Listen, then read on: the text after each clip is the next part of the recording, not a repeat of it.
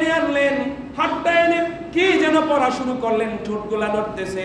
তিনি ফু দিলেন, ফু দিয়ে বললেন আলী, হযরত আলী রাদিয়াল্লাহু তাআলা আনহু বললেন হাতটা বন্ধ করো, মুষ্টি বদ্ধ করো। ভিক্ষুক মুষ্টি বদ্ধ করলো। এবার আলী বলেন তুমি তোমার বাড়িতে চলে যাও।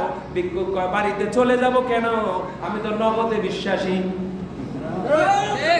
মানে যাইদের নগদ লাগবে।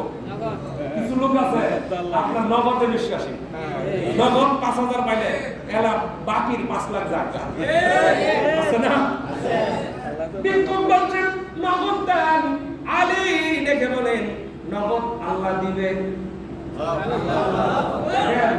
আকীদা বিলিভ কত স্ট্রং আল্লাহর প্রতি, সুবহানাল্লাহ। জোরে বলেন কে দিবে? আল্লাহ। জোরে বলেন কে দিবে?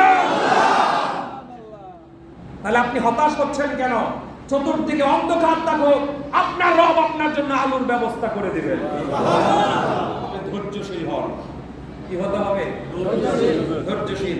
এবার আলী ডেকে বললেন হাতটা নিয়ে মুষ্টিবদ্ধ অবস্থায় ঘরে যাও। ভিক্ষুক কয় না হাতের মধ্যে কি দিলেন আমি দেখতে চাই। ওই যে দলটা কিছু লোক ছিল না, এরা কয় কি ফু দিলেন, কেরামতিটা দেখতে চাই। আলী কয় না না না, শো করা যাবে না, আমি লোক চোখকে প্রকাশ করার জন্য ফু দেই না, আমার রব তার হাতের মধ্যে গুপ্তধন দিয়ে দিবে। ভিক্ষুক কয় না একটু ওপেন করতে চাই। এখন ভিক্ষুক হাতের দিকে তাকায়া দেখে হাতটা বড় বড় লাগে। খালি হাত একরকম আর মুষ্টির ভিতরে যদি কিছু থাকে হাতটা আরেক রকম লাগবে না? একটু আরে আরে তাকায়া দেখে কি জানি জিলিক মারে। সুবহানাল্লাহ জোরে বল। এখন তো ভিক্ষুক মুষ্টি খুলে না, সে জায়গা।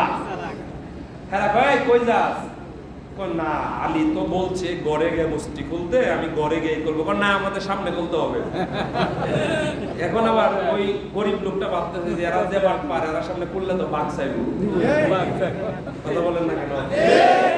জিলিক মারতেছে। আল্লাহু আকবার জোরে বলেন। ফাআলুল লিমা ইউরিদ।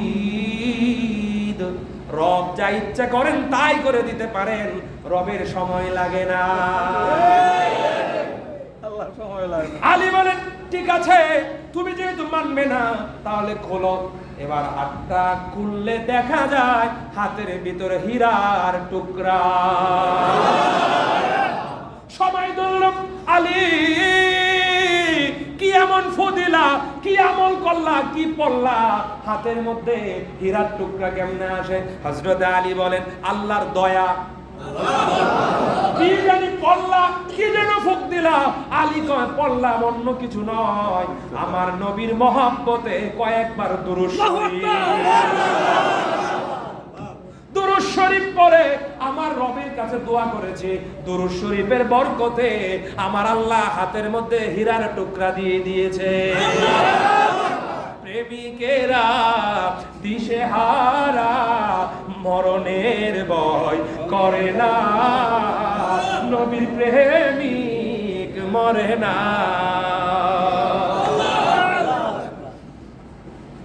সংক্ষিপ্ত সময় 2-3 মিনিট আরো বেশি বলে ফেলছি, আপনারা কষ্ট পেয়েছেন? মানে কথার স্পেসে সময়টা একটু বেশি চলে গেছে। আল্লাহ আমাকে মাফ করুক, আপনাদেরকে আল্লাহ মাফ করুক।